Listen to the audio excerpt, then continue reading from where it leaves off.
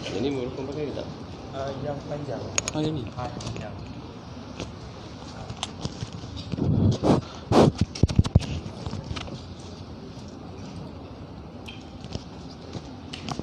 Pakai mikrofonnya dia biasanya.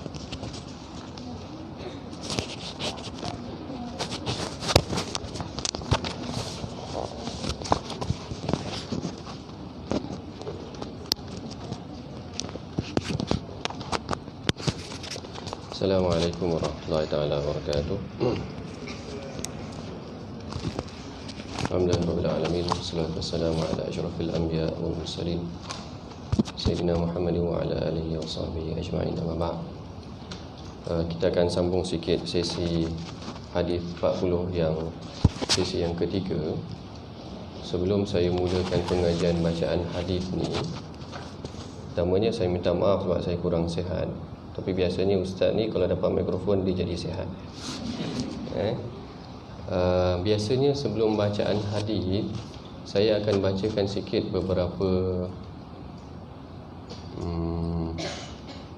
tradisi ataupun para ulama terdahulu apabila mereka membaca hadis.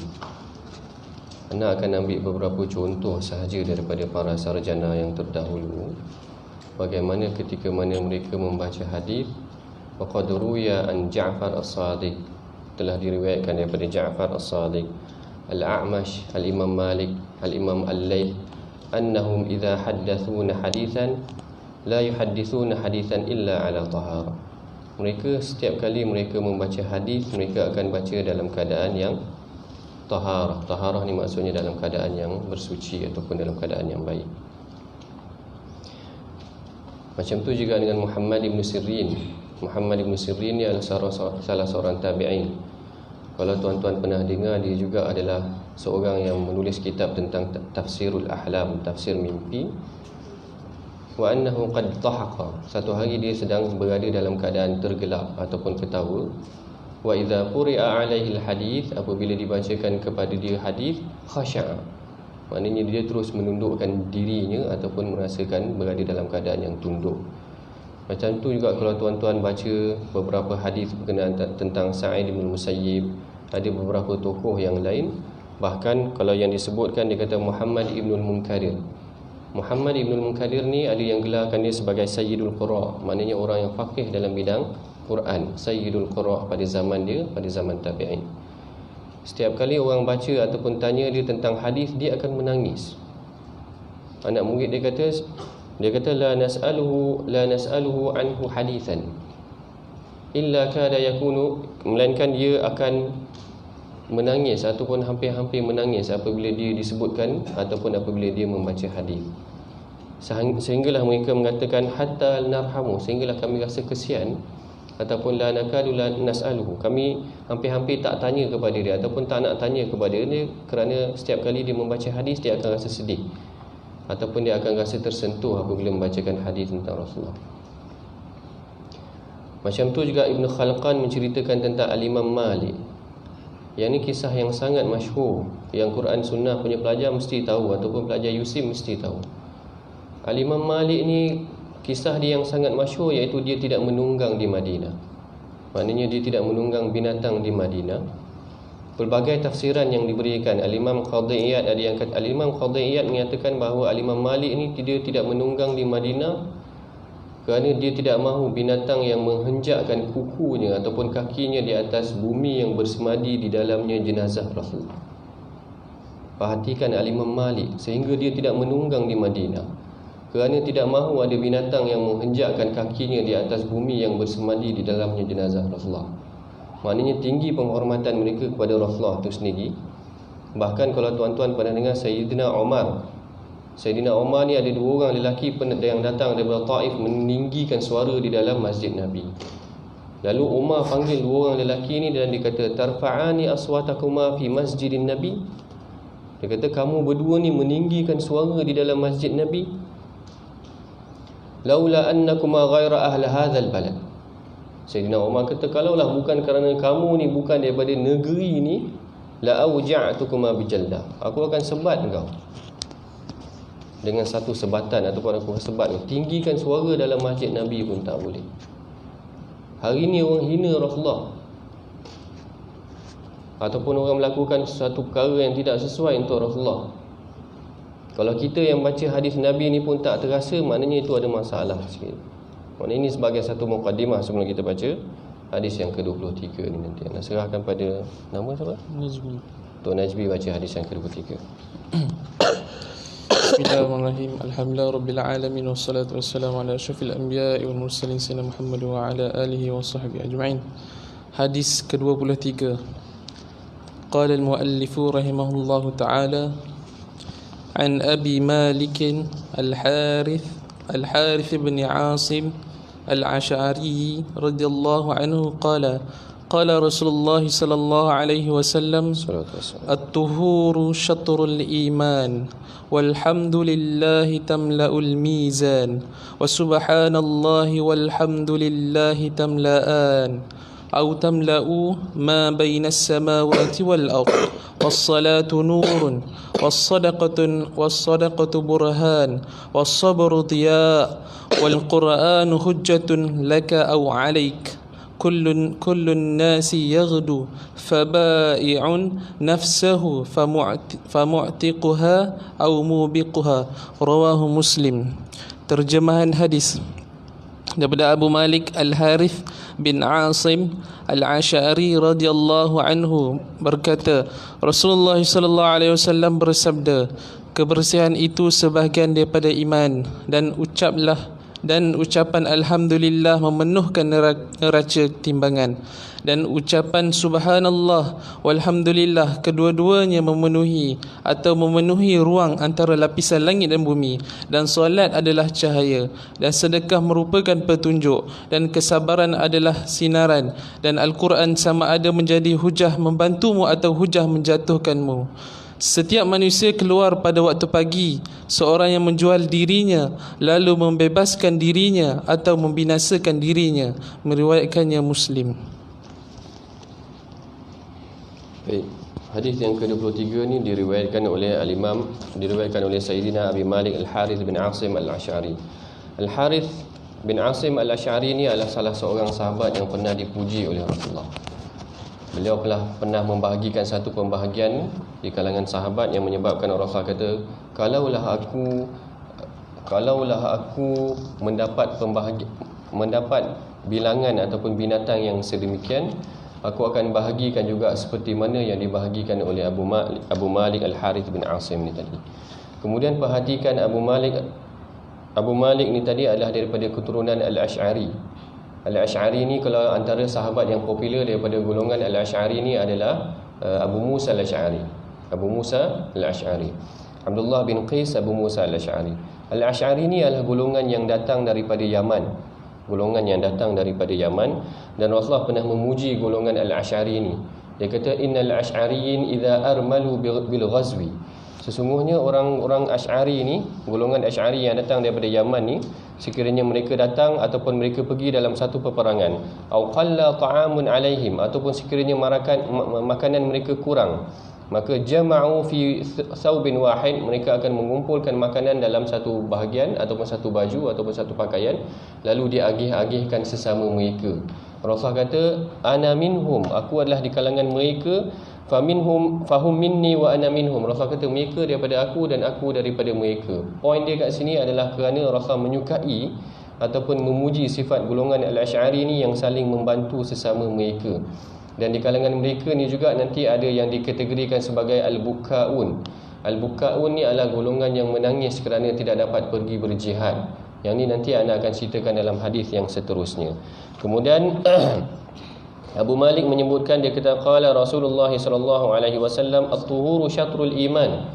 At-tuhuru syatrul iman. Al-Imam Ibn Rajab membahaskan apa yang dimaksudkan dengan tuhur dekat sini.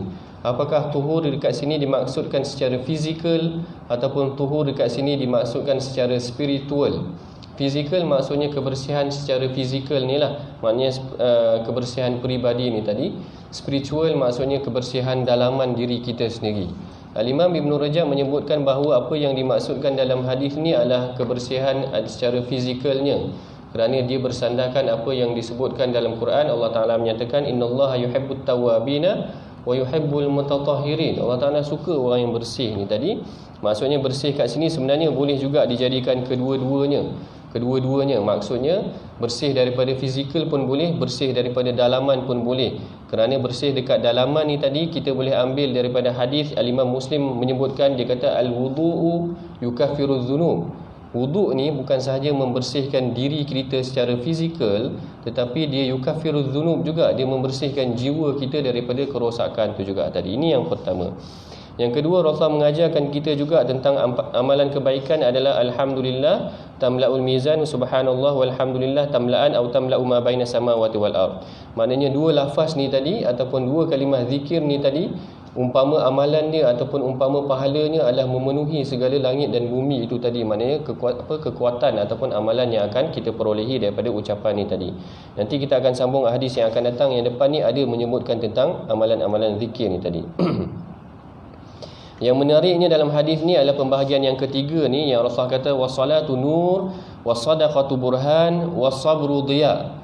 Apa beza nur, sedekah, burhan, diya ni tadi Nur ni, kalau tuan-tuan perasan, Allah Ta'ala sifatkan nur ni kepada bulan.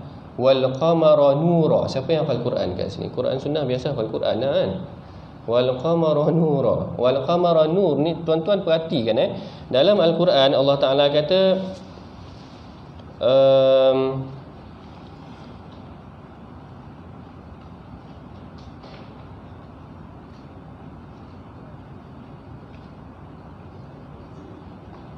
Allah Ta'ala kata huwallazi ja'ala asy-syamsa dhiya'a wal qamara nura. Allah Ta'ala menjadikan syams, matahari itu sebagai dhiya, wal qamar nura, wal qamara nura, dan bulan itu adalah nur, cahaya. Sebenarnya dhiya pun cahaya, nur pun cahaya. Jadi apa beza dhiya dengan nur dekat sini?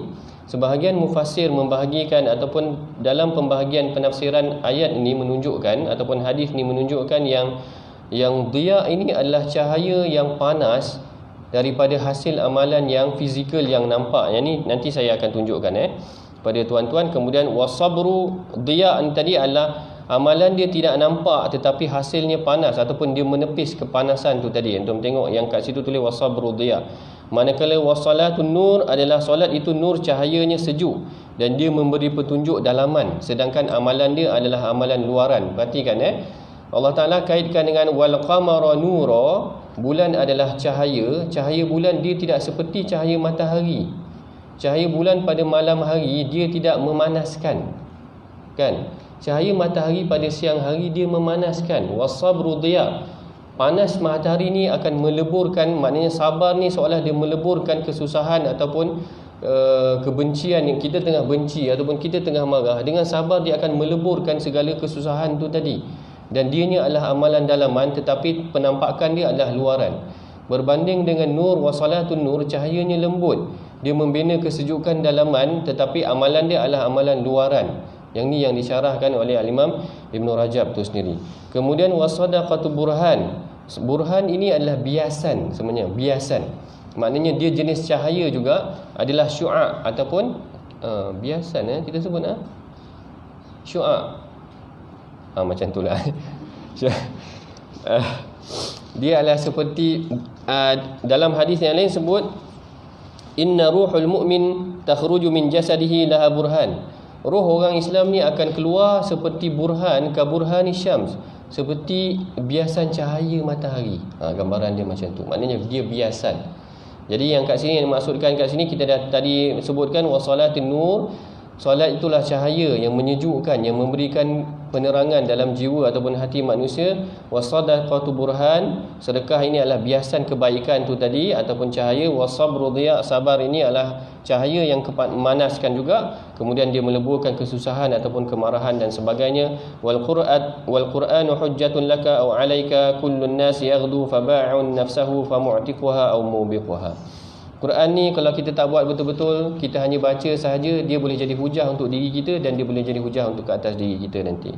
Setiap manusia ni sebenarnya dia keluar berpagi-pagi faba'un nafsahu. Sebenarnya dia menjual diri dia. Bukanlah maksudnya menjual diri kat sini adalah menawarkan diri dia. Kan Allah Ta'ala, siapa yang dirinya berjaya ditawarkan sehingga Allah Ta'ala beri jiwanya, maka itulah orang yang paling berjaya. Yang akhirnya kalau tuan-tuan perasan ketika mana syahidnya Mus'ab bin Umair, ni Rasulullah menangis. Lalu Rasulullah kata, innallaha ashtara minal mu'minina anfusahum wa amwalahum bi anna lahumul jannah. Allah Ta'ala memberi jiwa Mus'ab tu tadi.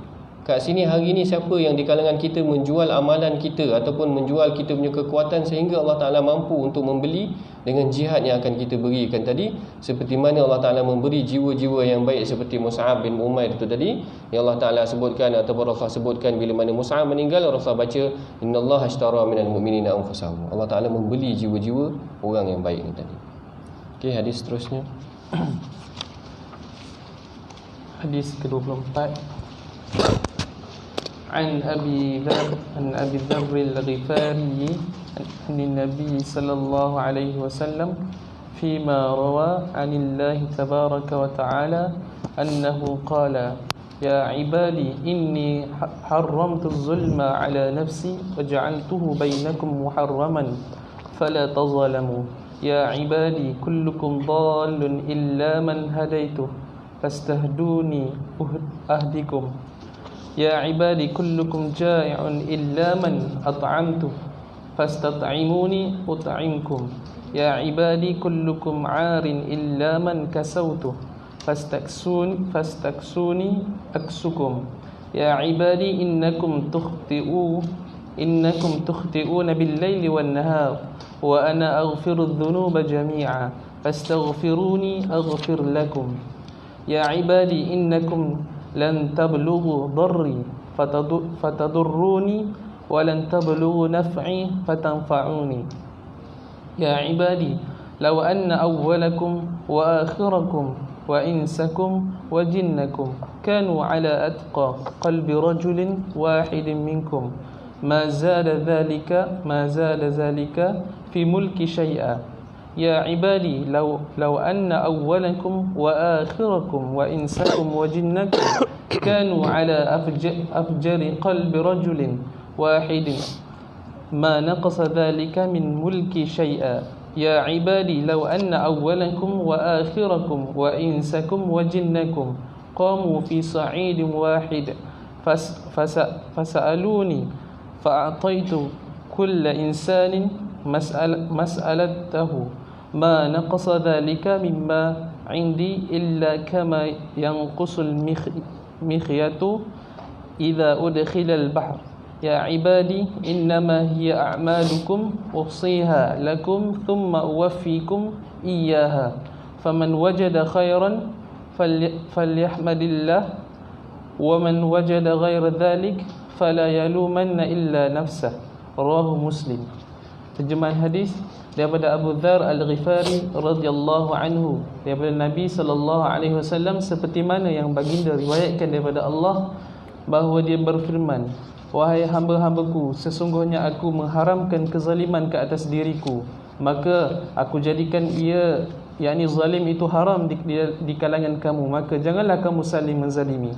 Wahai hamba-hambaku, setiap dari kamu adalah sesat kecuali sesiapa yang aku beri hidayah kepadanya, maka mohonlah hidayah daripadaku, nescaya aku berikan hidayah kepadamu. Wahai hamba-hambaku, setiap dari kamu adalah lapar kecuali sesiapa yang aku beri kepadanya makanan, maka mintalah makanan daripadaku, nescaya aku berikan makanan kepada kamu. Wahai hamba-hambaku, setiap dari kamu adalah bertelanjang kecuali sesiapa yang aku pakaikannya, yakni pakaian, maka mintalah pakaian daripadaku, nescaya aku berikan pakaian. Wahai hamba-hambaku, sesungguhnya kamu semua melakukan kesalahan di waktu malam dan siang, manakala aku mengampunkan dosa kesemuanya, maka mohonlah keampunan daripadaku, nescaya aku akan mengampunkan.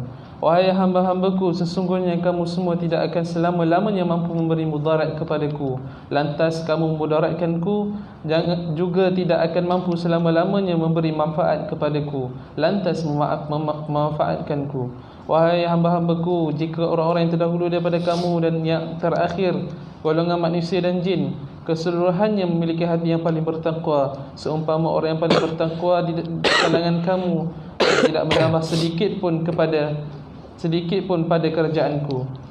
Wahai hamba-hambaku, jika orang-orang yang terdahulu daripada kamu dan yang terakhir, golongan manusia dan jin, keseluruhannya memiliki hati yang paling jahat, seumpama orang yang paling jahat di kalangan kamu. Ia tidak mengurangkan sedikit pun pada kerajaanku. Wahai hamba-hambaku, jika orang-orang yang terdahulu daripada kamu dan yang terakhir, golongan manusia dan jin, keseluruhannya berada di suatu kawasan, meminta kepadaku, dan aku memberikan setiap daripada mereka apa yang diminta, perkara itu tidak mengurangkan sedikit pun dari apa yang ada di sisiku, kecuali seumpama berkurangnya air laut apabila dicelupkan sebatang jarum. Wahai hamba-hambaku, hanyalah amal-amalan kamu semua yang akan aku hitungkan untuk kamu, kemudian aku sempurnakan balasannya. Sesiapa yang mendapat kebaikan, maka pujilah Allah, dan sesiapa yang mendapat selain daripadanya, maka janganlah dia mencela kecuali dirinya sendiri. Meriwayatkannya Muslim. Baik, hadis ini diriwayatkan oleh Sayyidina Abu Dzar Al-Ghifari radhiyallahu taala anhu. Abu Dzar Al-Ghifari ini adalah salah seorang sahabat Rasulullah yang sangat famous juga. Salah sebuah hadis yang famous yang dikenakan ke atas Abu Dzar Al-Ghifari ni adalah hadis tentang kepimpinan. Hadis tentang kepimpinan ni, pengajarannya adalah seseorang ni tidak boleh meminta kepimpinan. Kerana Abu Dzar pernah minta pada Rasulullah, ala tasta'miluni ya Rasulullah, wahai Rasulullah, boleh tak engkau berikan aku jawatan ataupun kepimpinan, ataupun meminta dia diberikan tanggungjawab. Lalu Rasulullah kata, ya Abu Dzar, inni la araka dha'ifan. Wahai Abu Bakar, aku lihat engkau ni lemah. Jangan salah faham Abu Dzar lemah dekat sini adalah lemah fizikal. Maksudnya dari aspek fizikal sebenarnya walaupun dia tidak besar, barangkali dia tidak besar, tetapi dia adalah seorang yang kental. Tetapi yang dimaksudkan dengan Abu Dzar yang tidak kuat kat sini adalah tidak kuat untuk menampung kepimpinan ni. Wa innaha hiya amanah. Rasul kata sesungguhnya ia adalah amanah. Rasul bimbang sekiranya amanah yang diberikan tu tidak dapat ditanggung oleh Abu Dzar sendiri. Bagaimana kita tahu yang Abu Dzar ni bukan orang yang lemah dari aspek fizikal dia? Dia adalah orang yang memeluk Islam dan berani menzahirkan Quran dia ketika mana berada di Mekah. Ketika mana berada di Mekah, dia datang untuk mencari Rasulullah kerana dia tak puas hati. Asalnya dia hantar adik ataupun abang dia, tapi bila dia dengar dia tak puas hati penerangan yang diberikan oleh abang ataupun adik dia, lalu dia sendiri pergi berjumpa dengan Rasulullah ataupun mencari Rasulullah di Mekah. Apabila berjumpa dengan Rasulullah, Rasulullah ajarkan kepada dia Quran, dia memeluk Islam. Kemudian Rasulullah berpesan kepada dia, jangan kau zahirkan Quran ni, ataupun jangan baca Quran ni, ataupun jangan zahirkan keislaman dia. Lalu dengan keberanian dia ataupun confident dia ataupun kekentalan dia, dia bacakan Quran ni di hadapan Quraisy, lalu dia dipukul. Kat sini kita dapati maknanya Abu Dzar ni bukanlah seorang yang lemah, maknanya takut dari aspek tu. Kerana dia berani dan dia tidak takut pun dipukul di hadapan Quraisy tu tadi. Sehinggalah kalau tak silap saya Abbas ataupun ada Quraisy yang menghalang daripada Abu Dzar ni dipukul. Kerana dia kata ini adalah Abu Dzar daripada Bani Ghifar. Kalau perasan nama dia Al-Ghifari, berasal daripada Bani Ghifar. Bani Ghifar ni duduk di pertengahan dagangan ataupun laluan dagangan di antara Mekah dan Syam. Kalau kita kacau dia ataupun kalau kita bunuh dia, pasti kita akan tidak selamat daripada gangguan ataupun ancaman Bani Ghifar yang duduk di tengah-tengah laluan dagangan Quraisy ni tadi. Lalu mereka melepaskan Abu Dzar. Bahkan kalau tuan-tuan perasan dalam perang Tabuk, perang Tabuk ni adalah peperangan yang luar biasa. Rasulullah menyediakan angkatan tentera lebih kurang 30,000 orang. Kalau dalam perang Mu'tah 3,000, lepas daripada tu perang Tabuk lebih kurang 30,000, berhadapan dengan tentera Rom dan kabilah Arab yang berada hampir 200,000. Maknanya nisbah yang sangat besar, 30 dengan 200 tu tadi ataupun 100,000 tu tadi. Abu Dzar ni, ramai sahabat yang ni yang kalau pernah dengar kes-kes yang mutasaqitun, golongan yang gugur daripada pergi berperang kerana mereka pergi dalam keadaan yang musim tengah buah, kemudian tengah panas yang amat sangat, kemudian perjalanan yang sangat jauh. Tabuk ni sekarang ni dah di Jordan. Tuan-tuan bayangkan kalau pergi balik jalan kaki lebih kurang 500 km. Maknanya pergi 500 km, balik 500 km jalan kaki tengah panas yang amat. Kemudian kita tahu tengah nak pergi berperang. Jadi memang ramailah ataupun ada beberapa sahabat yang gugur ataupun tidak pergi ketika itu. Sehinggalah Abu Dzar dalam perjalanan tu, dia unta ataupun tunggangan dia sakit. Dan cuba bayangkan dia pikul apa yang dipikul oleh unta dia. Maknanya kalau unta dia bawa barang dagangan, bag-bag kita yang kita bawa naik kabin, nak naik ke flight tu, baggage kita tu. Yang ni Abu Dzar pikul sendiri dan dia jalan seorang diri sehingga dia lewat. Sehinggalah para sahabat nampak daripada jauh sayup-sayup orang datang. Lalu Rasul kata, kun Abu Dzar. Itu adalah Abu Dzar. Ia adalah Abu Dzar, Rasul kata. Yamshi wahdahu. Rasul kata dia jalan seorang diri. Wa yamutu wahdahu. Dan dia akan meninggal seorang diri. Kalau baca kisah dia, dia akan meninggal seorang diri juga nanti, kerana kezuhudan dia mengasingkan diri daripada manusia. Wa yub'atsu wahdahu. Dan dia akan dibangkitkan dengan kekuatan amalan dia seorang diri juga tu tadi. Abu Dzar ni dia meriwayatkan hadis tentang bagaimana Allah Ta'ala dialog dengan kita. Allah Ta'ala ingatkan kita dalam 4 yang awal tu, hadis yang 4 ataupun lafaz 4 yang pertama tu, Allah Ta'ala ingatkan kita bahawa keadaan manusia yang asal adalah keadaan yang sangat hina ataupun keadaan yang sangat lemah. Allah Ta'ala kata asalnya kita ni dhalun. Asalnya kita ni sesat ataupun tidak mempunyai petunjuk. Lalu Allah lah yang berikan petunjuk tu juga ni tadi. Yang ni juga kalau tuan-tuan perasan dalam surah Alam Nashrah ada. Wajadaka dhallan fahada kan. Allah Ta'ala kata kami dapati engkau tidak ada petunjuk, kami berikan petunjuk. Macam tu juga dengan kita. Maknanya hidup ni kalau tidak ada petunjuk, nanti yang sekarang ni tengah belajar tak rasa lagi. Esok dah kerja, dah berkeluarga, tuan-tuan akan dapati bahawa sebenarnya hidup kita ni untuk apa. Takkan kita bangun subuh, bangun pagi, pergi sekolah, mengajar, kerja, balik petang, balik malam, main dengan anak, malam tidur, balik, bangun pagi balik, pergi kerja, balik petang, balik main dengan anak, balik tidur, balik. Itu je ke? Jadi point sekarang ni, kita hidup ni untuk apa? Jadi Allah Ta'ala bagi bimbingan. Hidup ni bukan sekadar untuk bangun, makan, pagi, kerja, balik, tidur, makan, bekerja. Dia tak berputar sekitar tu sahaja. Ini yang persepsi ataupun pendirian ataupun kita nak kata aspek yang diubah oleh Rasulullah kepada kehidupan para sahabat, sehingga menyebabkan mereka jadi lebih baik daripada itu. Allah Ta'ala menceritakan kita ni tidak mempunyai bimbingan. Allah Ta'ala menceritakan kita ni kullukum ja'i'un, iaitu orang yang tidak mempunyai makanan ataupun sebenarnya tidak ada apa-apa. Arin, orang yang bertelanjang, keluar dalam keadaan yang tidak mempunyai pakaian satu pun. Kemudian kamu ni semua innakum tukhti'una bil-lail, melakukan kesalahan. Allah Ta'ala diamkan juga. Kemudian Allah Ta'ala ceritakan juga kita ni takkan mampu untuk melakukan apa-apa mudarat pun kepada Allah Ta'ala. Yang ni semua adalah sifat kasih sayang Allah Ta'ala juga. Yang ni juga menunjukkan bagaimana keadaan asal manusia itu sendiri tadi. Keluar daripada tempat yang kotor, dua tempat yang kotor. Mula-mula keluar daripada tempat kotor daripada ayah dia, kemudian keluar daripada tempat kotor daripada ibu dia, kemudian lahirlah dia berbongkak di muka bumi. Yang asalnya dia tidak sedari bahawa dia keluar daripada tempat yang dipandang hina pada asalnya di sisi manusia. Kemudian Allah Ta'ala yang berikan semua kebaikan. Allah Ta'ala yang memberikan semua kekuatan tu semua tadi. Allah Ta'ala ingatkan manusia bahawa inilah kelebihan yang Allah Ta'ala bagi. Kemudian dalam pengajaran-pengajaran yang ni juga Allah Ta'ala ingatkan juga, sekalipun kita telah melakukan banyak dosa ni nanti, Allah Ta'ala akan ampunkan. Sekalipun kita telah melakukan yang ni Allah Ta'ala kata, "Lau anna awwalakum wa akhirakum wa insakum wa jinnakum kanu ala afjari qalbi rajulin wahidin ma naqasa dhalika min mulki syai'a." Kalau kita buat jahat macam mana, melawan sekalipun, dia tidak menggugat Allah Ta'ala. Kalau kita jahat adalah jahat untuk diri kita sendiri. Kalau kita jahat, Allah Ta'ala yang juga akan ampunkan kita. Hadis ni memberikan kita tentang ketinggian Allah Ta'ala yang maha agung. Segala-galanya kehidupan kita ni adalah bergantung kepada Allah Ta'ala. Hadis yang seterusnya, hadis ke-25, an Abi Dzar aidan anna nasan min ashabin nabiy qalu lin nabiy sallallahu alaihi wasallam ya Rasulullah dhahaba ahlud duthuri bil ujuri yusalluna kama nusalli wa yasumuna kama nasumu wa yatasaddaquna bifuduli amwalihim.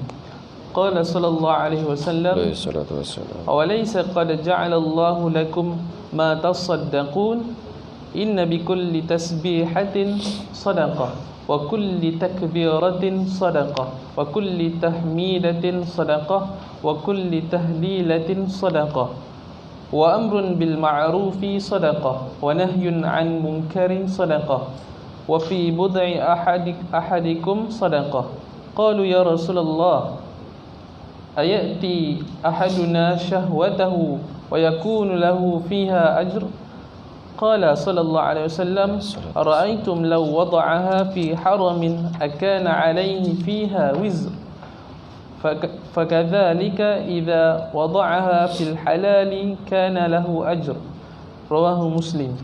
Terjemahan hadis daripada Abu Dzar radhiyallahu anhu bahawa sekumpulan lelaki daripada sahabat Nabi sallallahu alaihi wasallam berkata kepada baginda, "Wahai Rasulullah, sesungguhnya orang yang berharta telah pergi membawa ganjaran yang besar. Mereka mendirikan solat seperti kami bersolat, berpuasa seperti kami berpuasa, dan mereka bersedekah dengan kelebihan harta yang mereka miliki." Nabi SAW bersabda, "Bukankah Allah telah menjadikan bagi kamu sesuatu yang kamu sedekahkan? Sesungguhnya bagi setiap satu tasbih adalah sedekah, setiap satu takbir adalah sedekah, setiap satu tahmid adalah sedekah, setiap satu tahlil adalah sedekah, mengajak kepada kebaikan adalah sedekah, melarang kemungkaran adalah sedekah, dan pada kemaluan setiap kamu juga adalah sedekah." Mereka berkata, "Wahai Rasulullah, adakah apabila seseorang memenuhi syahwatnya dia mendapat pahala?" Baginda sallallahu alaihi wasallam bersabda, "Apakah pandanganmu jika dia meletakkan syahwatnya pada yang haram? Bukankah baginya dosa? Maka demikian juga jika dia melepaskan syahwatnya pada yang halal, maka baginya pahala." Meriwayatkannya Muslim. Hadis ini diriwayatkan oleh Sayyidina Abu Dzar Al-Ghifari, yang kita telah sebutkan tentang kisah Abu Dzar Al-Ghifari ini secara ringkas yang kemudian sebelum ini. Kemudian hadis ini menyebutkan, dia kata, "Annan nasan min ashabin Nabi sallallahu alaihi wasallam." Dalam riwayat yang lain, ashabun Nabi ni yang dimaksudkan adalah fuqara'ul muhajirin. Maknanya ada sebahagian daripada fuqara' muhajirun.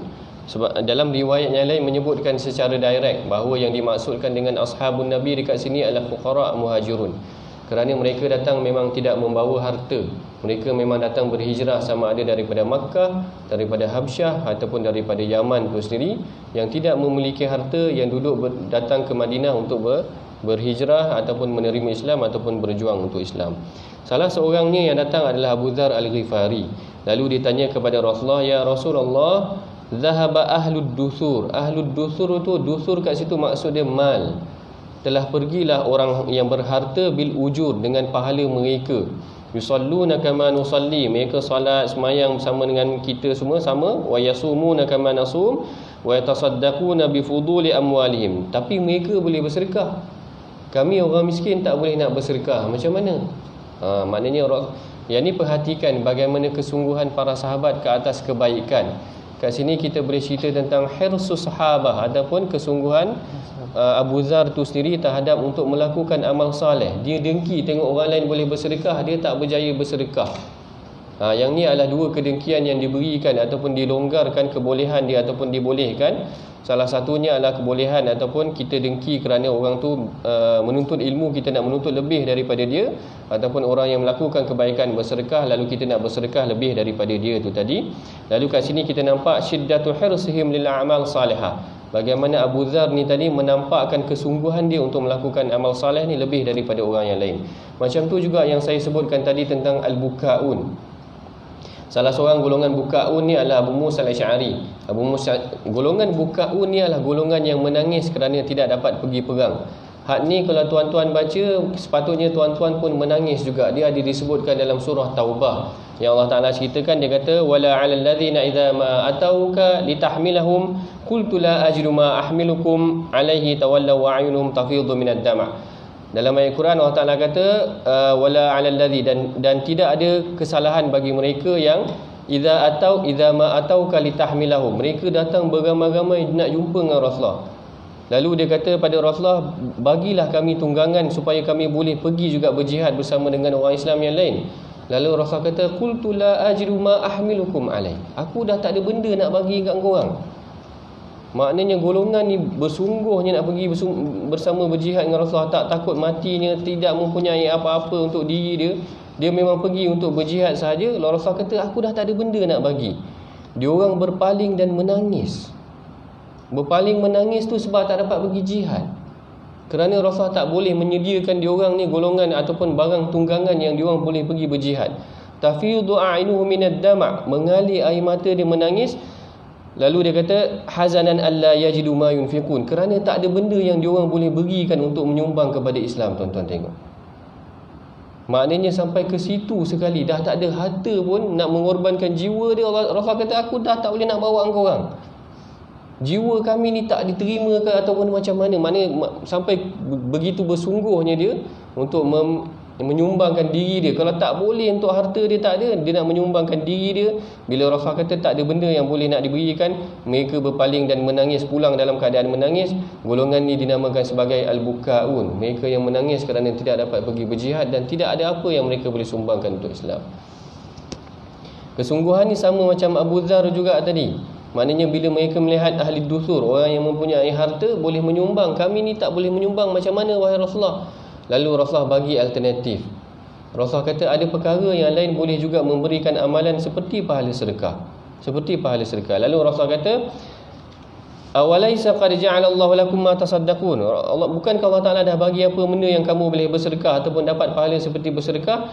Rasulullah kata, kullu tasbihatin sadaqah, wa kullu takbiratin sadaqah, wa kullu tahmidatin sadaqah, wa kullu tahlilatin sadaqah, wa amrun bil ma'rufi sadaqatun, wa nahyun 'an munkarin sadaqatun, wa fi bud'i ahadikum sadaqah. Dan sekiranya kita bergaul dengan pasangan kita juga adalah sedekah. Jadi para sahabat heran terus. Takkan kita melakukan hubungan di atas katil pun ada sedekah juga ataupun ada pahala yang lebih baik kat situ? Lalu Rasulullah kata, ara'aitum law wada'aha fi haram akana 'alaihi fiha wizr? Kalau kita buat atas jalan kejahatan, sebenarnya hubungan laki dan perempuan ni yang memisahkan dia adalah lafaz akad sahaja. Kalau dia tidak ada lafaz akad antara belah ni dengan belah ni, dia akan jadi zina. Kalau dia ada lafaz akad, dia terus jadi sah. Simple dia hakikat sebenarnya. Lalu Rasulullah nak katakan sebenarnya setiap perlakuan yang baik, termasuklah hubungan yang baik dengan suami isteri pun akan dapat pahala seperti pahala sedekah tu juga tadi. Yang Rasulullah buat adalah dengan jalan yang mudah sahaja, ikut undang-undang, ikut prosedur, dia akan jadi satu perkara yang baik untuk orang Islam tu juga tadi. Baik, kalau kita terus hurai panjang macam ni, maknanya tak habis Jadi saya terpaksa ringkaskan juga hurai. Boleh seterusnya kot, hadis yang seterusnya. Hadis ke-26, an Abi Hurairah qala qala Rasulullah sallallahu alaihi wasallam, kullu sulama minan nasi alaihi sadaqah, kullu yawmin tatlu'u fihi asy-syams, qala ta'dilu bainal ithnaini sadaqah, wa tu'inu ar-rajula fi dabbatihi فتحمله عليها أو ترفع له عليها متاعه صدقة. قال والكلمة الطيبة صدقة، وكل خطوة تمشيها إلى الصلاة صدقة، وتميت الأذى عن الطريق صدقة. رواه البخاري ومسلم. Terjemahan hadis daripada Abu Hurairah radhiyallahu anhu berkata, Rasulullah sallallahu alaihi wasallam bersabda, setiap ruas daripada anggota tubuh manusia ke atasnya sedekah, bagi setiap hari yang terbit padanya matahari di mana kamu berlaku adil, yakni mendamaikan antara dua orang, adalah sedekah. Kamu membantu seorang lelaki menaiki tunggangannya atau kamu mengangkatkan barang-barangnya ke atas tunggangannya adalah sedekah. Kalimah yang baik itu adalah sedekah. Setiap langkah yang kamu langkah menuju ke masjid adalah sedekah, dan menghilangkan sesuatu yang bahaya di jalanan adalah sedekah. Meriwayatkannya Al-Bukhari dan Muslim. Hadis ni diriwayatkan oleh Sayyidina Abu Hurairah. Rawi al-a'la dia ataupun perawi dia adalah Abu Hurairah. Abu Hurairah ni mungkin dah kita ceritakan pada ataupun pensyarah sebelum ni telah ceritakan. Saya cuma nak masukkan bahawa hadis ni ada kesinambungan dia. Al-Imam Nawawi pilih kesinambungan daripada hadis yang sebelum ni, iaitu hadis yang ke-25, iaitu bila mana Rasulullah dah cerita setiap amalan kita ni ada amalan ataupun ada pahala sedekah, ada pahala yang kita boleh sumbangkan. Lalu diceritakan juga kat sini sebenarnya setiap sendi kita, setiap ruas, setiap dalam tubuh anggota kita ni boleh memberikan sumbangan ke arah kebaikan. Kullu sulama, semua amalan-amalan yang diceritakanlah, berbuat baik di antara dua manusia, kemudian menolong orang angkat barang, melakukan perkataan yang baik. Perkataan yang baik ni pun antara perkara yang sangat penting juga. Sebab yang ni lah salah satu kejahatan yang nanti Rasulullah ajarkan kepada Mu'adz juga. Antara perkara yang paling penting kena jaga adalah kalimah tayyibah. Kalau tak boleh nak cakap apa-apa ataupun nak cakap perkara yang tak elok, lebih baik diam dan sebagainya. Wa kullu khatwatin tamshiha ila salah pun macam tu juga boleh dapat pahala sedekah. Kemudian menghilangkan kesakitan kepada orang lain ataupun duri di atas jalan juga adalah sedekah. Kalau tak silap hadis ni juga nanti disambung dengan wajujzi min zalika raka'atan min ad-duha yang akhirnya setiap perkara ni boleh dihimpunkan dengan satu perkara, iaitu dengan solat 2 rakaat daripada duha. Kalau tak silap dalam hadis yang lain, amalan-amalan kebaikan yang ni tadi dihimpunkan ataupun boleh digabungkan dengan dua rakaat daripada solat duha sahaja. Maknanya besarnya ataupun lebihnya amalan pahala solat duha tu juga tadi. Nanti kalau tuan-tuan boleh ada kesempatan, cuba try tengok tentang hadis berkenaan tentang solat duha tu juga tadi. Berkenaan tentang solat duha dan berkenaan tentang amalan buat baik ni, bererti hadis ni Rasulullah nak ceritakan setiap tubuh anggota kita boleh melakukan amalan yang baik. Hari ni sangat mudah untuk melakukan perkara yang baik yang mendapat pahala sedekah tu juga tadi. Saya bagi satu contoh waktu saya belajar dekat Mesir dulu, lama dulu, 2000-2004 macam tu. 2000 kalau tak silap. Sebab waktu tu awal tahun berada di Toronto, saya diperkenalkan dengan seorang pelajar daripada Aceh, Indonesia. Pelajar ni dia ada tampal satu hadis dekat loker dia. Saya suka cerita kisah ni kalau dengan student saya. Dia tampal satu hadis ni dekat loker dia. Tuan-tuan bayangkan kalau saya baca hadis tu tahun 2000, hari ni 2019, saya bacakan hadis tu depan tuan-tuan. Maknanya betapa banyak pahala yang didapati oleh pelajar Aceh itu tadi dengan amalan dia yang simple sahaja. Dia tampal hadis yang awsani khalili bithalas. Yang ni Abu Hurairah kan? Yang ni hadis ni diriwayatkan oleh Abu Hurairah. Hadis yang dia tampal tu adalah hadis yang Abu Hurairah ceritakan kepada anak murid dia. Dia kata awsani khalili bithalas, kekasih aku iaitu Rasulullah. Maknanya Abu Hurairah bahasakan kekasih dia, Rasulullah adalah kekasih dia, awsani bithalas, mengingatkan aku ataupun berwasiat kepada aku tentang 3 perkara, dan atrukaha abadan, aku tak akan tinggalkan 3 perkara ni. Perkara pertama ataupun salah satu daripada perkara pertama yang disebutkan kat sini adalah solatul duha. Berarti kat sini kita dapat tahu Abu Hurairah memang tak pernah tinggal dah solat duha. Maknanya kat sini hadis ni juga ada kaitan dengan solat duha tu tadi. Kalau tuan-tuan boleh kekal amalkan. Ada satu amalan yang tuan-tuan boleh kekalkan. Solatul duha. Kemudian wasyamun salasati ayyam fi kulli syahr. Aku takkan tinggalkan 3 puasa 3 hari pada setiap bulan. Kemudian wa naumin ala witrin, dan aku tidak pernah tinggalkan solat witir sebelum aku tidur. Maknanya bayangkan pahala yang dapat oleh pelajar Indonesia tu tadi dengan sebarkan satu hadis yang mudah saja. Hari ni sangat banyak perkara tuan-tuan boleh buat. Boleh share dalam Twitter, boleh share dalam Facebook, boleh share dalam Instagram. Satu amalan yang seorang tu boleh kutip, satu perkara yang baru yang orang lain tak tahu, tuan-tuan juga yang akan dapat. Bahkan daripada hadis ni pun kita perasan yang setiap sahabat tu kadang-kadang ada amalan dia yang secara spesifik. Abu Hurairah tu tadi ada amalan dia yang spesifik. Bilal macam tu juga, bila Rasulullah kata ya Bilal bima sabaqtani fa inni sami'tu khashyataka fil jannah. Rasulullah pernah jumpa dengan Bilal pada satu pagi, lalu Rasulullah kata pada Bilal, wahai Bilal, bima sabaqtani, dengan apa engkau mendahului aku? Fa inni sami'tu khashyataka fil jannah. Aku pernah dengar derapan tapak kaki engkau di syurga. Lalu Bilal menyebut amalan dia, salah satu amalan dia yang Rasulullah kata adalah dengan dia menjaga wuduk dia dan dia menjaga solat 2 rakaat selesai daripada wuduk dia. Berarti dia konsisten dengan amalan dia wuduk dan solat 2 rakaat selepas wuduk dia tu tadi. Ada sahabat yang konsisten baca surah Qul Huwallah sahaja. Setiap kali solat baca Qul Huwallah. Lalu dia adukan kepada Rasulullah. Rasulullah tanya kepada dia, kenapa baca Qul Huwallah? Dia kata kerana aku menyayangi Allah, kerana surah ni mengesakan Allah. Lalu Rasulullah kata Allah Ta'ala menyayangi engkau kerana mengesakan Allah tu tadi. Tuan-tuan perhatikan. Anak-anak pelajar perhatikan. Anak-anak pelajar perhatikan. Saya biasa dah cakap tuan-tuan mengajar kat masjid surau. Kalau sahabat sendiri ada satu amalan yang dia konsisten, kenapa tidak kita pilih satu amalan yang kita ada untuk kita konsisten sehingga kita meninggal? Mudah-mudahan dia menjadi bekalan untuk kita di hari akhirat kelak. Even para sahabat sendiri yang bekalkan untuk diri dia. Kalau saya ajar dengan anak pelajar saya kalau ajar kat surau pun saya nasihatkan, kalau paling malas pun bacalah ayat kursi. Kerana memang ada hadis yang sahih tentang ayat kursi yang katakan siapa yang membaca ayat kursi setiap kali selesai solat dia, laisa bainahu wa bainal jannah, tidak ada halangan di antara dia dan syurga melainkan dia mati sahaja. Maknanya ada amalan yang tuan-tuan boleh pilih. Ada amalan yang anak-anak belajar boleh pilih. Kalau nak suruh puasa kan, bukan semua orang boleh puasa. Mati hidup balik pun tak puasa juga sunat tu tadi. Mana ada setiap orang, dia tahu mana kekuatan dia. Dia tak boleh nak puasa, dia malas nak qiyamul lail, dia bagi sedekah. Dia boleh baca Quran satu hari satu muka. Mana amalan-amalan mudah untuk diri dia, cabang-cabang sedekah ni sangat banyak. Yang penting konsisten sehingga ke hari akhir hayat insya-Allah. Seterusnya hadis ke-27. Hadis ke-27 Anin Nawas bin Sam'an Al-Ansari Anin Nabi sallallahu alaihi wasallam qala al-birru husnul khuluqi wal ithmu ma haka fi sadrika wa karihta an yattali'a alaihi an-nas. Rawahu Muslim.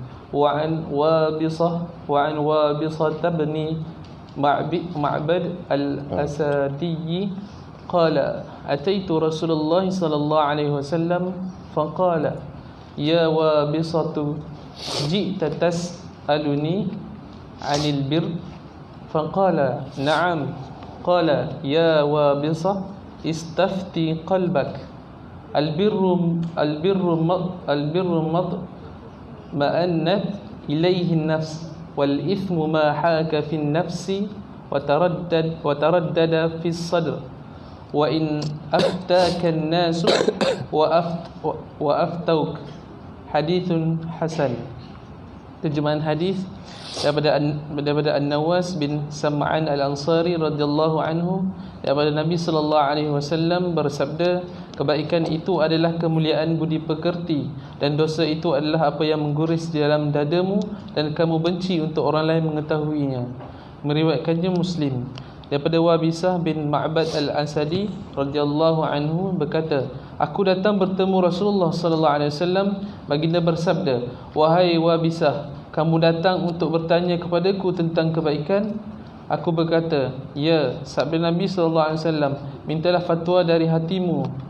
Kebaikan itu apa yang jiwamu merasa tenang dengannya, manakala dosa itu apa yang mengguris di dalam jiwamu dan ragu-ragu dalam dada, walaupun banyak orang yang turut memberikan pandangan. Hadis hasan yang diriwayatkan di dalam dua musnad oleh dua imam, Ahmad bin Hanbal dan Ad-Darimi dengan isnad yang hasan.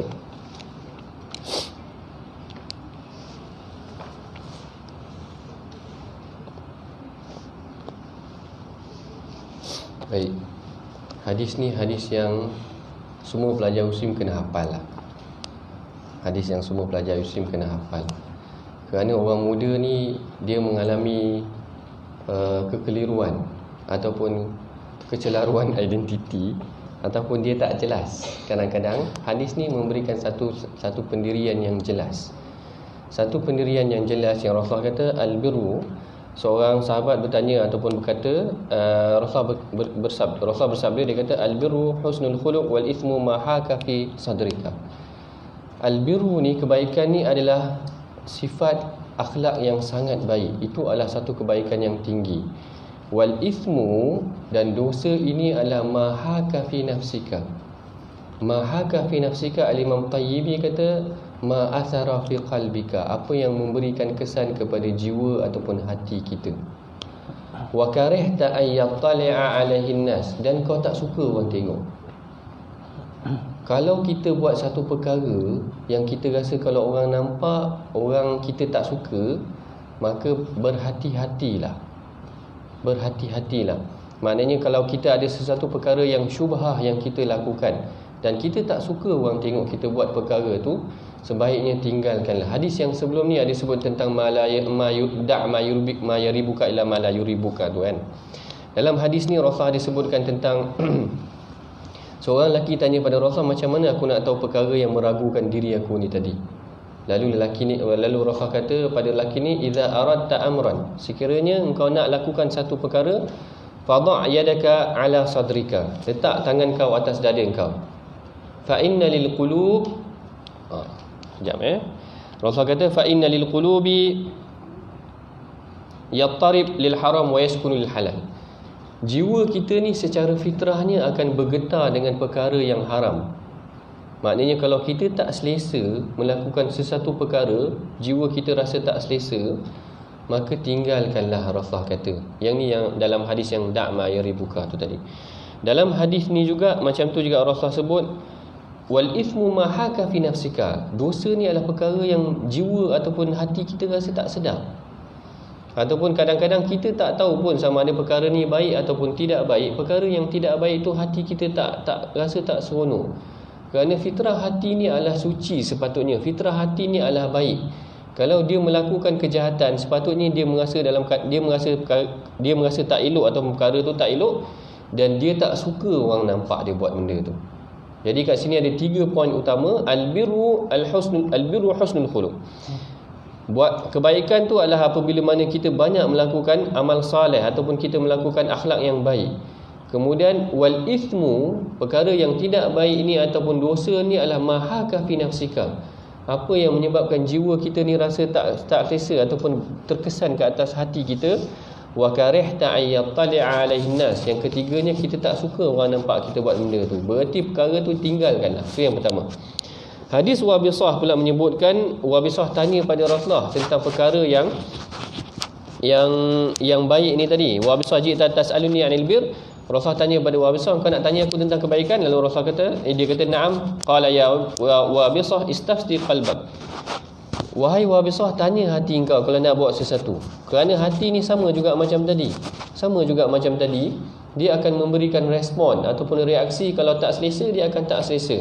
Yang macam mana yang disebutkan dalam hadis tu tadi, dia kata maftarra ilaik ataupun yattarib lil haram. Hati akan bergetar apabila mendekati perkara yang tidak elok tu tadi. Yang kat sini Rasulullah sebut ma'annat ilaihin nafs. Apa yang menenangkan jiwa engkau itulah perkara yang baik. Wal ismu mahaka fin nafs wa taraddada fis sadr. Dan dosa itu adalah perkara yang memberikan kesan dalam jiwa manusia, menyebabkan manusia berasa taradud, berasa tidak selesa dan sebagainya. Sebab tu tuan-tuan perhatikan, dalam hadis Rasulullah ceritakan, kalau kita lakukan dosa, hati kita berada dalam keadaan yang sangat rendah, iman kita berada dalam keadaan yang hampir-hampir tidak ada. Rasulullah kata la yazni zani hina yazni wa huwa mu'min. Seorang yang berzina tu, dia tidak akan berzina dalam keadaan dia beriman. Berarti Rasulullah bagi warning, orang yang berzina ataupun melakukan dosa tu, itulah indikator iman dia. Kalau dia berzina, hampir-hampir dia tak beriman ketika tu. Wala yasriqus sariqu hina yasriq wa huwa mu'min. Dan dia tidak akan mencuri dalam keadaan dia mencuri itu dia beriman. Kalau dia melakukan kesalahan, berarti iman dia berada dalam keadaan yang sangat rendah. Kat situ indikator kita. Sebab tu kalau kita perasan, bila kita lakukan solat ataupun kita lakukan amal soleh, bila kita rasa seronok lakukan amal soleh, itu juga adalah satu indikator. Kadang-kadang ada kalanya kita rasa seronok solat. Kadang-kadang ada kalanya kita rasa seronok baca Quran. Baca Quran rasa seronok. Ada setengah orang rasa macam tu. Dia rasa seronok baca Quran dan dia tak nak henti baca Quran, ataupun dia tak nak henti, ataupun habis solat dia akan solat sunat, solat seterusnya tadi. Dia adalah satu indikator yang baik untuk iman ataupun hati dia. Tapi bila mana dia melakukan kejahatan dan dia tak rasa apa-apa, bimbanglah, mudah takut Allah Taala dah keraskan yang Allah Taala kata idza aznaba zamban. Bila mana seorang lelaki melakukan dosa, nukitat lahu nukitatan sauda, Allah Taala bintikkan dia bintik hati hitam. Sehinggalah dah terlalu keras. Yang ni Rasul kata bal rana ala qulubihim ma kanu yaksibun. Dah terlalu keras hati mereka sehingga mereka tak rasa apa-apa, ataupun kesan daripada hati mereka yang keras tu, mereka tak rasa apa-apa melakukan kesalahan tu tadi. Yang ni bahaya Hadis ni sebaiknya setiap pelajar kena tahu, terutama orang muda macam mentor kan, apa yang tidak rasa selesa. Sebab kadang-kadang orang muda ni masih lagi mencari jalan. Dia tak jelas apa yang tak selesa, apa yang dia ragu-ragu, tinggalkanlah. Hadis yang ke-28. Hadis ke-28. An Abi Najih Al-Irbad bin Sariyah qala wa'azana Rasulullah sallallahu alaihi wasallam maw'izatan balighatan dharafat minha al-uyun wa wajilat minha al-qulub فقال رجل إن هذه موعظة مودع فماذا تعهد إلينا يا رسول الله قال صلى الله عليه وسلم أوصيكم بتقوى الله والسمع والطاعة وإن عبد حبشي فإنه من يعيش منكم يرى اختلافا كثيرا فعليه بسنتي وسنة الخلفاء الراشدين المهديين عضوا عليها بالنواجز وإياكم ومحدثات الأمور فإن كل محدثة بدعة رواه أبو داود والترمذي وقال حديث حسن صحيح. Terjemahan hadis daripada Abu Najih Al-Irbad bin Sariyah radhiyallahu anhu, berkata Rasulullah sallallahu alaihi wasallam memberi nasihat kepada kami dengan nasihat yang mendalam, yang mengalirkan air mata dan menggetarkan hati kami, berkata, wahai Rasulullah, seolah-olahnya ini adalah nasihat perpisahan, maka berikanlah wasiat kepada kami. Sabda baginda, aku berwasiat kepada kamu semua agar bertakwa kepada Allah, supaya mendengar dan taat kepada pemimpin, walaupun yang memimpin kamu seorang hamba Habsyi, kerana sesungguhnya sesiapa yang masih hidup di kalangan kamu akan melihat perselisihan yang banyak. Maka berpeganglah dengan sunnahku dan sunnah khulafa ar-rasyidin yang mendapat petunjuk. Gigitlah ia dengan gerahammu, yakni gigitan yang kuat.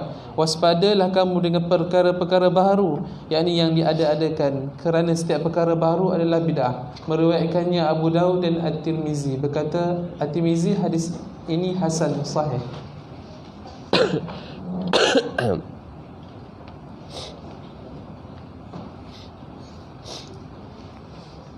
Baik, hadis ni diriwayatkan oleh Sayyidina Irbad Ibn Sariyah. Al-Irbad Ibn Sariyah ni juga adalah salah satu golongan yang kita sebutkan tadi, golongan Al-Buka'un tu juga, ataupun Ahli Suffah, golongan yang duduk di serambi Masjid Nabi, kemudian beliau berusaha untuk melakukan sumbangan terhadap Islam.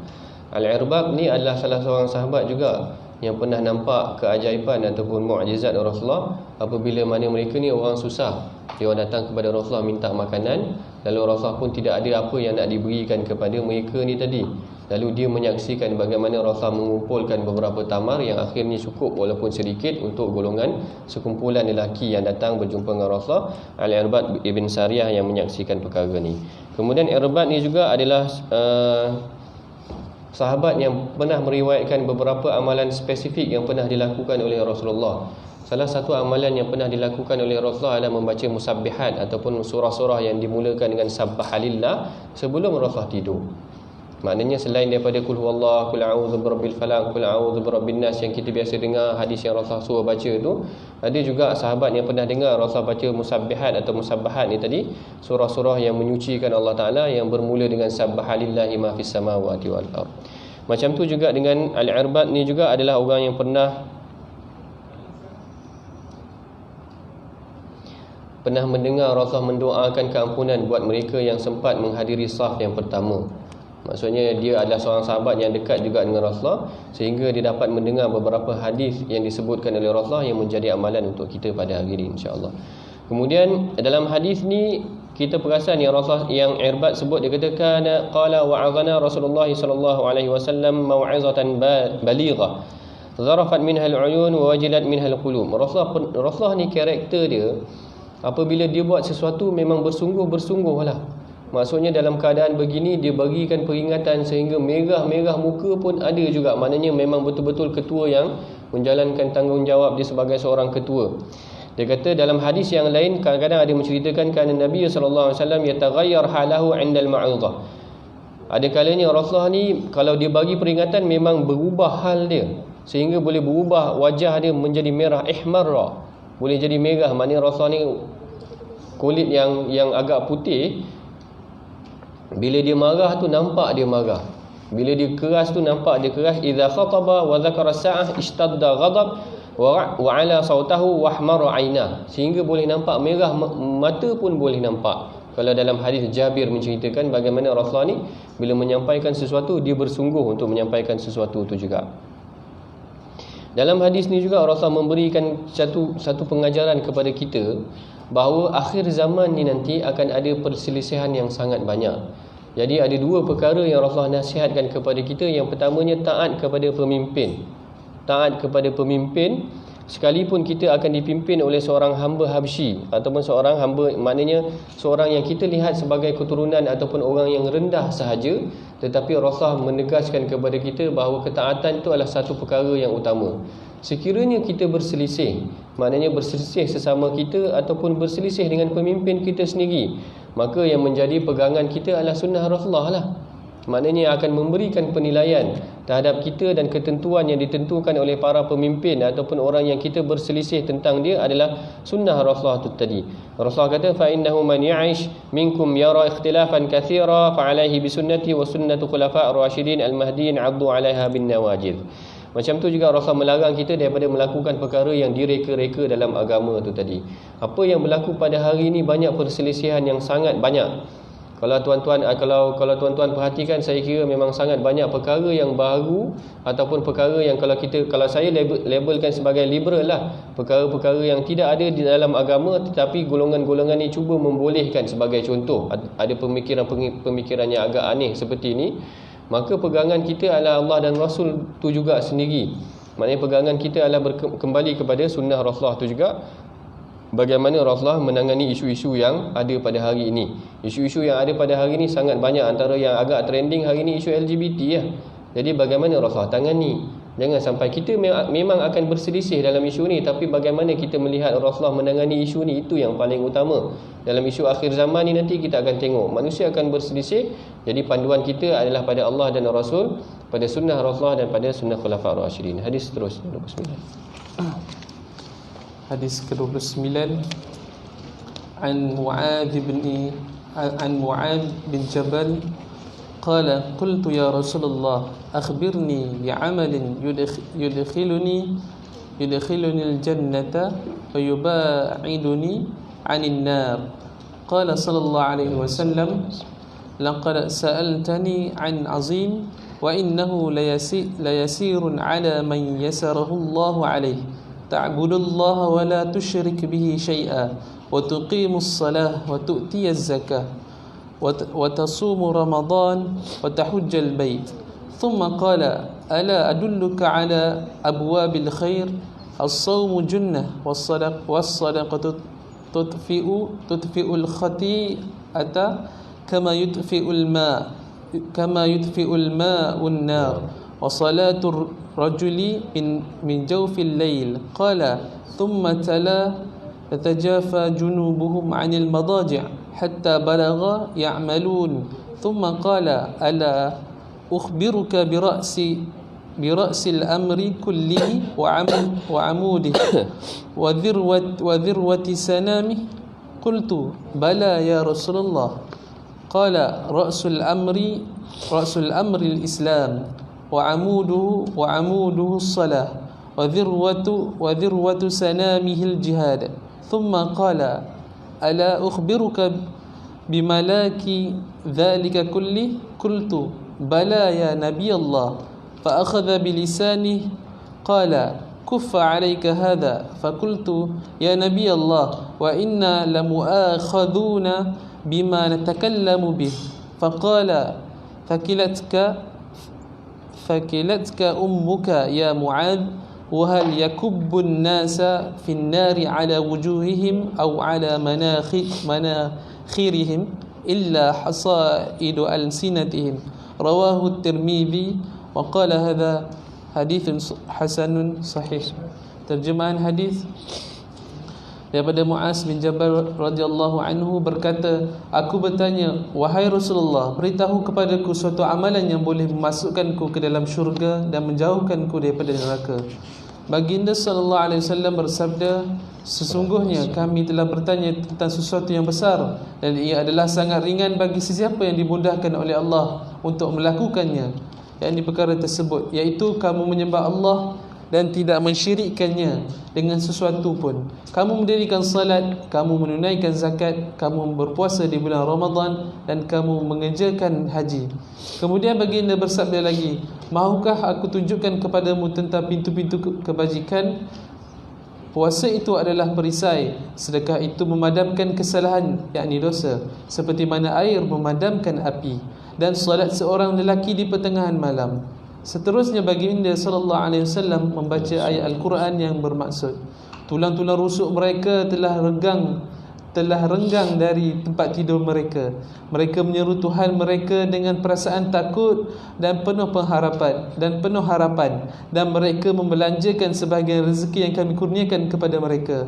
Seseorang tidak mengetahui apakah yang disembunyikan bagi mereka yang terdiri daripada perkara yang menunjukkan mata sebagai balasan terhadap amalan yang mereka telah lakukan.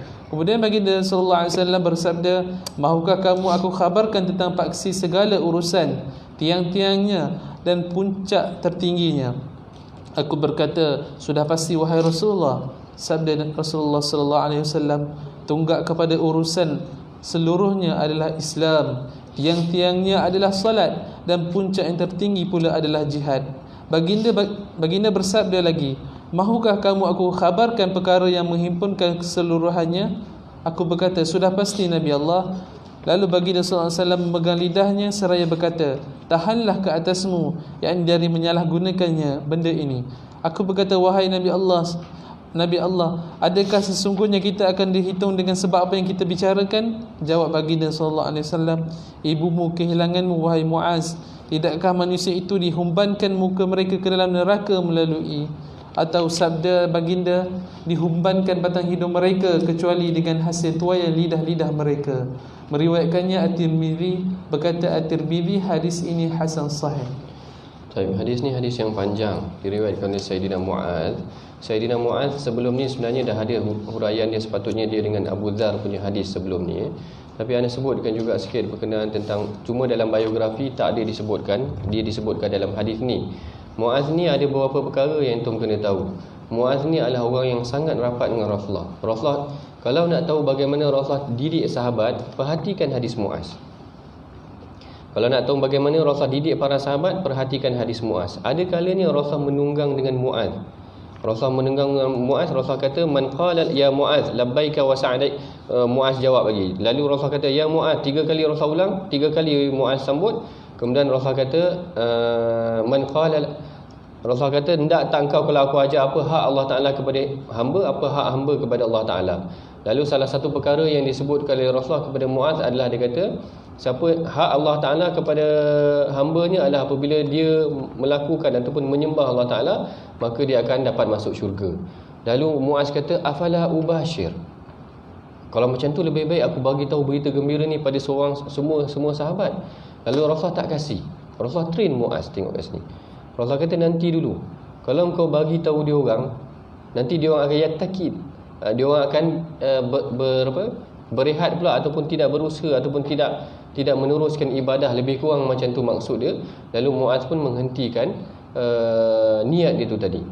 Kemudian maknanya style Rasulullah train Muaz. Kemudian ada kalanya yang dia train Muaz secara baik. Ada kalanya bahkan dia menzahirkan rasa sayang kepada Muaz. Yang ni pun saya dah banyak kali cerita pada pelajar yang Rasulullah kata pada Muaz, "Ya Muaz, inni uhibbuka fillah." Wahai Muaz, aku sayang kepada engkau kerana Allah Ta'ala. Maknanya secara sunnah dia boleh kita ucapkan kita sayang kepada kawan kita. Ucapkan. Jangan tengok anda macam tu. Astaglah hantar bawa kipas, dia dah berpeluh. Orang dah tak perasan, tak maaf. Dia kata, "Ya Muaz, inni uhibbuka fillah, fakul fi kulli dubur salat." Antum perhatikan Rasulullah train Muaz. Bila Rasulullah cakapkan Muaz, aku sayang kat kau kerana Allah Ta'ala, Rasulullah kata, "Fakul fi kulli dubur salat." Maka ucapkanlah selesai daripada salat, "Allahumma a'inni ala zikrika wa syukrika wa husni ibadatik." Mula-mula dia cakap, "Wahai Muaz, aku sayang kepada engkau kerana Allah Ta'ala." Tapi tak terhenti kat situ sahaja. Maknanya bila kita sayang seorang, kita ajarkan dia benda yang baik. Yang berlaku hari ni adalah bila kita sayang kawan kita, kita yang ajak dia buat benda tak baik. Kita sayang kawan kita, kita yang bagi dia rokok. Kita yang ajak kawan kita buat perkara yang tak baik, tapi kita mengaku kita sayang dia. Esok kalau kita sayang isteri kita, kita ajar dia benda yang baik, bukan kita yang ajar dia perkara yang tak baik. Kita berdating atau melakukan perkara yang salah dengan dia. Kalau kita sayang anak kita, kita ajarkan anak kita yang baik, bukan kita didik dia perkara yang tidak baik. Cara Rasulullah didik Muaz tu boleh dapat daripada sini. Rasulullah kata kepada Muaz, "Aku sayang kat kau kerana Allah Ta'ala. Fakul fi kulli dubur salah." Ucapkanlah setiap kali selesai salat, "Allahumma inni ala zikrika wa syukrika wa husni ibadatik." Kemudian Rasulullah pernah marah Muaz bila Muaz buat salah. Berarti kalau kita sayang seseorang, dia buat salah, kita kena marah dia. Rasulullah marah dengan Muaz sungguh-sungguh. Kes dia, Muaz baca panjang sedikit ataupun panjang dalam solat sahaja, sehingga perkara tu diadukan pada Rasulullah. Rasulullah panggil Muaz. Rasulullah kata pada Muaz, "Afatanun ya Muaz, engkau ni nak jadi tukang fitnah ke Muaz?" Berat sebenarnya benda tu, tapi dia tegur Muaz secara keras. Afattanun ya Muaz, engkau nak jadi tukang fitnah? 3 kali ulang pada Muaz, kalau solat fardu jangan baca panjang, kerana dia akan memberikan fitnah buat Islam. Fitnah penting, Rasulullah jaga. Dan bahkan Rasulullah uji dia, maknanya turutan, didik atas dalam keadaan yang santai, kemudian tegur dia, kemudian cakap sayang pada dia, kemudian uji dia. Bila nak dihantar ke Yaman, dia tanya pada Muaz, ya Muaz, bima tajtahid, dengan apa engkau akan bima taqdi, dengan apa engkau akan berhukum? Lalu Muaz kata, aku akan aqdi bi kitabillah dan sebagainya. Rasulullah nak tengok kefahaman Muaz. Cara dia train adalah sangat baik. Okey, hadis ni sangat panjang.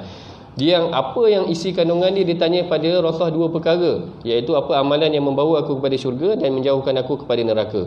3 jawapan pertama adalah amalan yang membawa kita kepada syurga. Rasulullah berikan amalan secara umum dia tentang apa yang akan membawakan kita kepada syurga. Tetapi satu jawapan untuk menjauhkan kita daripada neraka adalah mulut kita. Ini yang ditekankan oleh Rasulullah. Yang satu perkara dia kata, ala ukhbiruka bimalaki kulli dzalika kulli, engkau nak tahu tak apa yang akan menahan menguasai kau segala perkara ni semua ni? Lalu Rasulullah tunjuk, fa akhadha bilisani, tunjuk secara praktikal, ambil lisan dia, lidah dia, kuffa alaika an hadha, jaga lidah ni. Maknanya Rasulullah ajar dia secara praktikal pula dekat sini.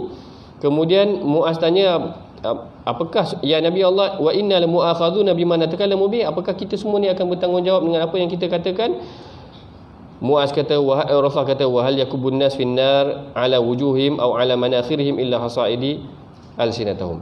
Manusia ni akan tersembam dalam neraka ni nanti, akan diheret dalam neraka ni nanti adalah kerana lidah mereka. Seterusnya hadis ke-30. Hadis ke-30. An Abi Tha'labah al-Khushani an Rasulillah sallallahu alaihi wasallam qala inna Allah ta'ala فرائض فلا تضيعوها وحد حدودا فلا تعتدوها وحرم أشياء فلا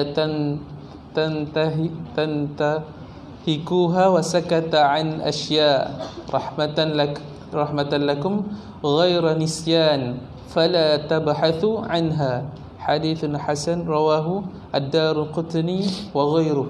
Terjemahan hadis daripada Abu Tha'labah al-Khushani radhiyallahu anhu berkata, Rasulullah sallallahu alaihi wasallam bersabda, sesungguhnya Allah memfardukan kefarduan, maka jangan kamu mensia-siakannya.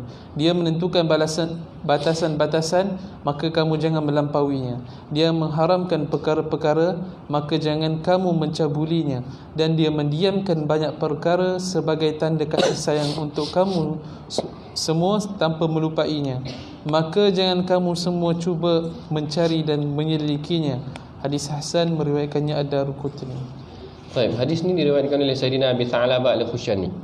Abi Tha'labah al-Khushani ni adalah salah seorang sahabat yang menyertai Bai'atul Ridwan. Kemudian dia juga yang menjangkakan Syam ataupun negeri Syam, Syria sekarang ni akan dibuka oleh orang Islam. Sehingga bila dia jumpa dengan Rasulullah, dia kata pada Rasulullah, tuliskan kepada aku tanah yang aku akan dapat daripada negara Syam tu nanti. Lalu Rasulullah panggil orang lain, Rasulullah kata, tengok apa yang dia ni cakap, nanti esok kita akan membuka Syam. Maknanya seolah-olah Abu Tha'labah ni dah dapat bayangan bahawa Islam ni akan tersebar juga satu hari nanti. Kemudian dia juga antara sahabat yang meriwayatkan tentang hadis-hadis bagaimana perurusan dengan orang Kristian ataupun orang Nasrani ni tadi. Hadis ni secara umumnya menurut Ubaid bin Umair, Rasulullah membahagikan ahkamul Islam, pembahagian hukum-hukum Islam ni kepada 4 perkara. Perhatikan betul-betul. Dia kata innallaha farada faraidun fala tudayyi'uha. Perkara pertama, dalam fasa yang pertama daripada hadis ni menceritakan tentang perkara-perkara fardu yang difardukan oleh Allah Ta'ala. Itu hukum yang pertama adalah berkenaan tentang perkara yang difardukan kepada kita. Kemudian yang kedua dikatakan wahadda hududan fala ta'taduha. Ada perbatasan ataupun ada hudud yang diletakkan oleh Allah Ta'ala dalam hukum Islam. Ada had-had yang kita tak boleh. Tadi yang difardukan, kemudian ada had yang kita tak boleh lampau ataupun melebih. Kemudian yang ketiga adalah tentang perkara muharramat ataupun maharim, perkara-perkara yang diharamkan oleh Allah Ta'ala terus secara direktnya. Yang ni yang ketiga. Yang keempatnya Allah Ta'ala kata ada perkara yang maskut alaihi, ataupun dikatakan wasakata an asya' rahmatan lakum. Allah Ta'ala diamkan tentang satu perkara tu bukan kerana ghaira nisyan, bukan kerana Allah Ta'ala lupa ataupun Allah Ta'ala tak tahu, tetapi kerana rahmat kepada kita, mana yang tidak disebut dia berada dalam satu garisan yang tidak jelas ataupun satu garisan yang tidak disebutkan, maka itu adalah untuk memberikan kita kelonggaran sedikit bagi mereka yang tak mampu untuk menahan. Okey, hadis yang seterusnya, masa dekat habis dah. Hadis ke-31, an Abi al-Abbasi Sahl bin Sa'ad الساعدي قال أتى النبي صلى الله عليه وسلم رجل فقال يا رسول الله دلني على عمل إذا أنا عملته أحبني الله وأحبني الناس. فقال رسول الله صلى الله عليه وسلم ازهد في الدنيا يحبك الله وازهد فيما في أيدي الناس يحبك. حديث حسن رواه ابن ماجه وغيره بأسانيد حسنة. Terjemahan hadis daripada Abu Al-Abbas Sahl bin Sa'ad As-Sa'idi radhiyallahu anhu berkata, seorang lelaki bertemu Nabi sallallahu alaihi wasallam dan berkata, wahai Rasulullah, tunjukkan kepadaku amalan yang jika aku lakukannya niscaya Allah mengasihiku dan manusia juga mengasihiku.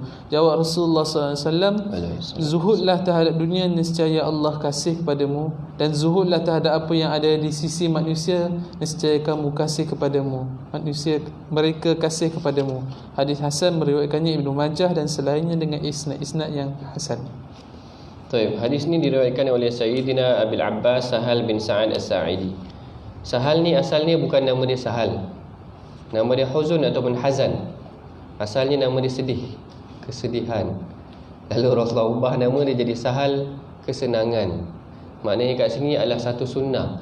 Nama yang tidak elok ataupun nama perkara yang tidak elok, even nama tempat yang tidak elok. Asalnya Yathrib, Rasulullah ubah kepada Tayyib atau Tibah, bumi yang baik, ataupun Rasulullah gelarkan dia sebagai Madinatul Munawwarah, bandar yang bercahaya ataupun nur. Maknanya perkara ataupun nama yang tidak baik, nama tempat tak baik, nama orang tak baik boleh diubah. Ini nama Sahal, asal dia adalah Huzun ataupun Hazan tadi. Seorang lelaki datang kepada Rasulullah, dia kata, bagitahu aku satu amalan yang Allah Ta'ala akan sayang aku dan orang akan sayang aku. Lalu Rasulullah bagi satu teori yang sangat menarik. Rasulullah kata, jadilah zuhud. Jadilah zuhud ni adalah apa yang dimaksudkan dengan zuhud. Kalau dalam Ibn Rajab, kalau tak silap, dia kata wahwal i'rad anil asya' ihtiqaran lahu, ialah kita memalingkan diri kita daripada sesuatu dengan kita memandang perkara itu sebagai satu perkara yang biasa sahaja. Maksudnya hati kita ni tidak terpaut sangat pada dunia, sekalipun kita kaya. Maknanya para sahabat kaya kan, ramai yang kaya, tetapi maknanya zuhud ni tak semestinya mereka kena jadi miskin, tetapi mereka tak meletakkan harta mereka tu dalam jiwa mereka. Maknanya taklah sampai kepada mereka ni terlalu zuhud sampai mereka sangat miskin. Tak juga, sebab kalau kita tengok ada para sahabat, even Abu Bakar, orang yang kaya, berdagang dan orang yang berjaya, tetapi dia tidak meletakkan harta tu dalam jiwa dia. Takkan kita nak kata Abu Bakar kaya dan dia tidak zuhud. Maknanya zuhud ni adalah memalingkan sesuatu daripada jiwa dia, dan dia memandang perkara tu sebagai satu perkara yang biasa, yang tidak memiliki apa-apa buat diri dia. Rasulullah kata, uzhud fid dunya yuhibbukallah. Kalau engkau tak meletakkan dunia ni dalam jiwa engkau, Allah Ta'ala akan sayang engkau. Maknanya engkau meletakkan Allah Ta'ala yang paling tinggi sekali. Walaupun kaya, maknanya dia tidak meninggi diri dan dia tidak meletakkan harta tu dalam jiwa dia. Wazhud fima fi aidin nas yuhibbuka. Dan kalau kau zuhud di kalangan manusia ataupun apa yang ada di sisi manusia, engkau mengambil apa yang perlu sahaja. Sekiranya kau kaya pun kau tidak berlagak ataupun berlagak sombong dengan manusia, manusia akan suka kat kita. Manusia akan sayang orang kaya yang zuhud daripada orang miskin yang berlagak, betul tak? Maknanya dia sayang orang kaya, tetapi maknanya orang yang zuhud, orang lebih kagum lagi. Maknanya dengan kekayaan dia tu, dia tidak menyebabkan dia beralih arah ataupun tak menyebabkan dia berpaling daripada menjauhkan diri dia daripada manusia itu sendiri. Bahkan dalam banyak hadis Rasulullah berpesan tentang